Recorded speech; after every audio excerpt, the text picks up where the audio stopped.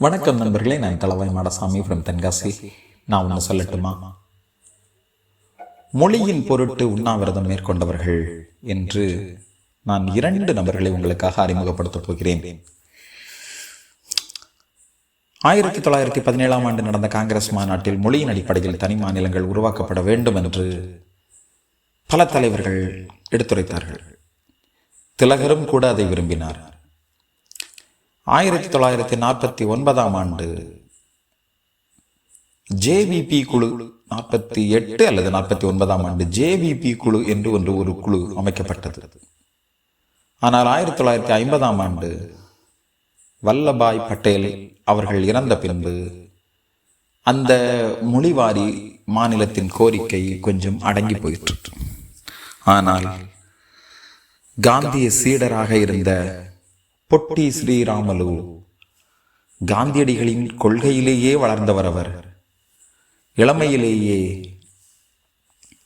காந்தியின் பால் அதிக ஈடுபாடு கொண்டு அந்த கொள்கை நிச்சயம் இந்தியாவிற்கு தேவை என்பதை உணர்ந்து அதனிலிருந்து அந்த கொள்கையின்படியே வாழ்ந்து வந்தவர்.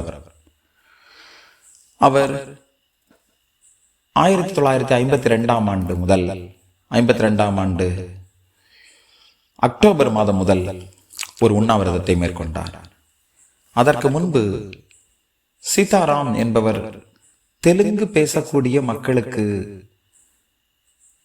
தனி மாநிலம் பிரித்து வழங்கப்பட வேண்டும் என சொல்லி 5 வாரங்கள் உண்ணாவிரதம் இருந்தார்.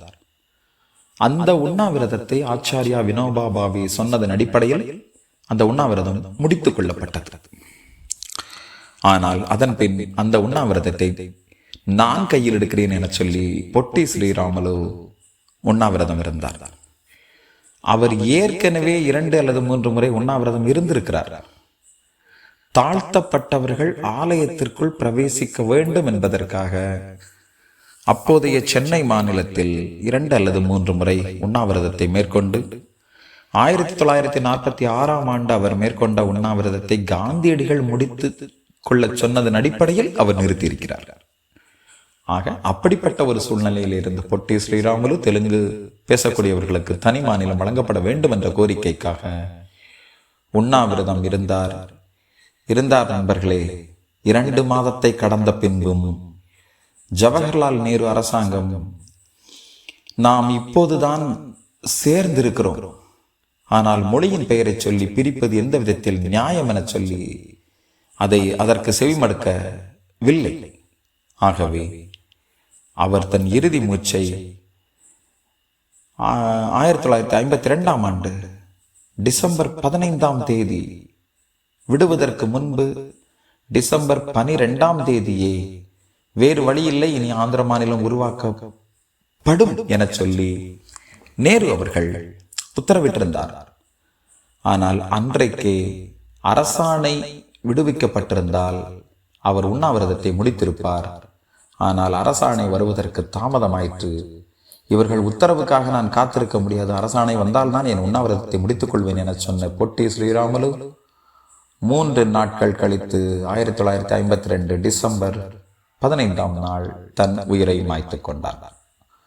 ஒரு மாநிலத்தின் வளர்ச்சிக்காக, ஒரு மாநிலம் தனியாக உருவாக்கப்பட வேண்டும் என்பதற்காக ஒரு மனிதன் தன் உயிரை இழந்திருக்கிறான். அவர் பொட்டி ஸ்ரீராமலு. ஆந்திர மாநிலம் 1953ஆம் ஆண்டு அக்டோபர் மாதம் முதல் நாள் ஆந்திர மாநிலமாக உருவாயிற்று. ஆனால் தமிழ்நாடு மாநிலம் என ஒரு பெயர் மாற்றம் செய்யப்பட வேண்டுமே? ஏன் எல்லா இடங்களிலும் அந்தந்த மாநிலத்திற்கு அதன் மொழியின் அடிப்படையில் மாநிலங்கள் பெயர்கள் வைக்கப்பட்டிருக்கிறது. தமிழ் பேசுபவர்களுக்கு ஏன் தமிழ்நாடு என பெயர் வைக்கப்படக்கூடாது என சொல்லி இந்த தமிழ்நாடு என்னும் பெயர் வைக்கப்பட வேண்டும். மொத்தத்தில் என்னுடைய கோரிக்கைகள் 12 கோரிக்கைகளை நான் வைக்கிறேன்.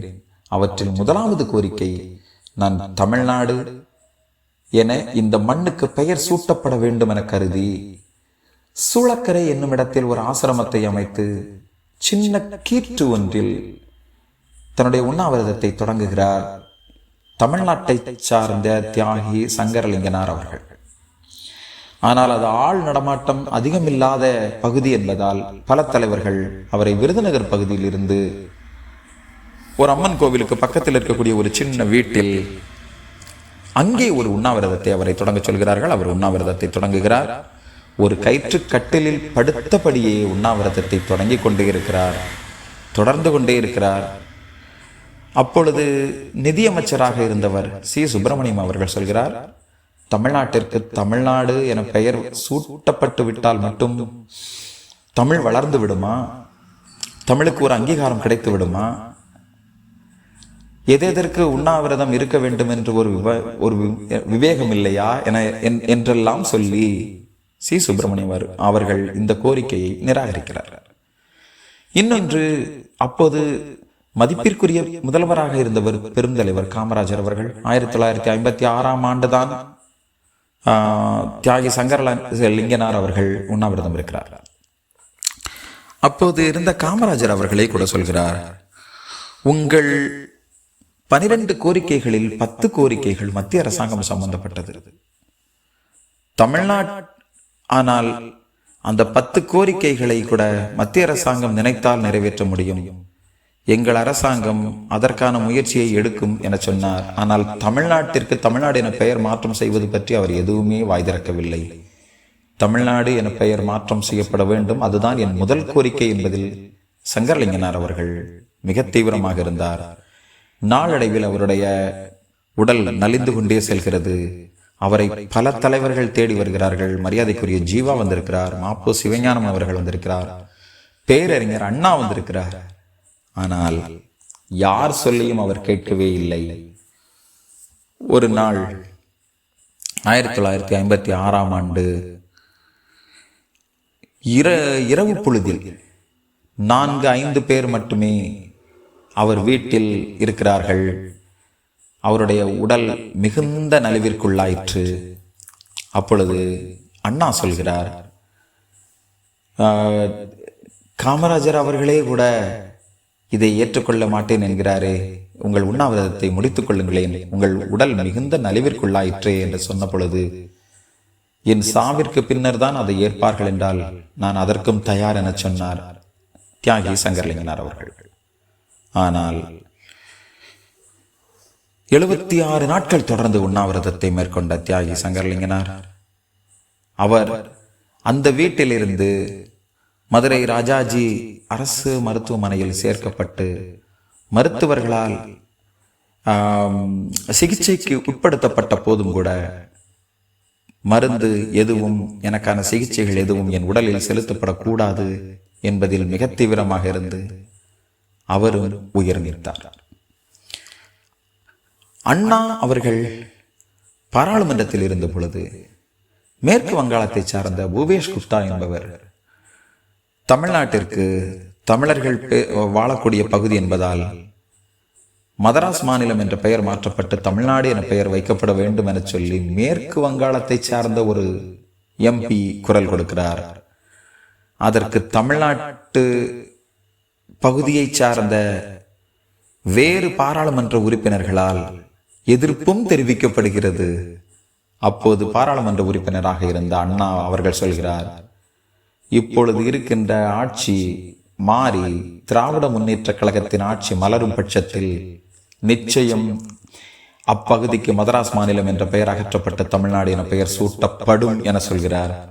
1967ஆம் ஆண்டு வெற்றி பெற்று வந்த திராவிட முன்னேற்ற கழகத்தை சார்ந்த அப்போதைய முதல்வராக பதவியேற்ற பேரறிஞர் அண்ணா 1968ஆம் ஆண்டு மத்திய அரசாங்கத்திடம் சொல்லி பாராளுமன்றத்தில் நவம்பர் 23ஆம் தேதி ஒரு அறிக்கை தாக்கல் செய்யப்பட்டு மதராஸ் மாநிலம் என்னும் பெயர் நீக்கப்பட்டு தமிழ்நாடு என பெயர் மாற்றம் செய்யப்பட்டது. அது 1969 ஜனவரி 14 முதல் தமிழ்நாடு என அழைக்கப்பட்டது நண்பர்களே. ஆகவே ஒரு மாநிலத்தின் உருவாக்கம், ஆந்திர மாநிலம் உருவாக வேண்டும் என்பதற்காக ஒரு மனிதன் உண்ணாவிரதம் இருந்து உயிர் நீத்தான். ஒரு மாநிலத்திற்கு பெயர் மாற்றம் செய்யப்பட வேண்டும் என்பதற்காக இங்கே ஒரு மனிதன் இருந்து உயிர் நீத்தான். ஆனால் ஆந்திராவில் அவருக்கு அநேக இடங்களில் சிலைகள் இருக்கிறது. அவர் யார் என்பதற்கான அவர் யார் என்பது குறித்த செய்திகள் பல்வேறு சின்ன சின்ன குழந்தைகளுக்கு கூட தெரிகிறது. ஆனால் தமிழ்நாட்டில் தியாகி சங்கரலிங்கனார் குறித்ததான செய்தி யாருக்கும், பள்ளி மாணவர்களுக்கு சின்ன அளவில் கூட பாடப்புத்தகத்தில் கூட வைக்கப்படவில்லை என்று நினைக்கிறேன். தொடர்ந்து இது சார்ந்த விஷயங்கள் மாணவர்களுக்கு தெரிவிக்கப்பட வேண்டும். இந்த தமிழ்நாட்டு வளர்ச்சிக்கு பின் யார் யாரெல்லாம் பின்னணியில் இருந்திருக்கிறார்கள் என்பது குறித்ததான செய்தி அவர்களுக்கும் தெரிவிக்கப்பட வேண்டும்.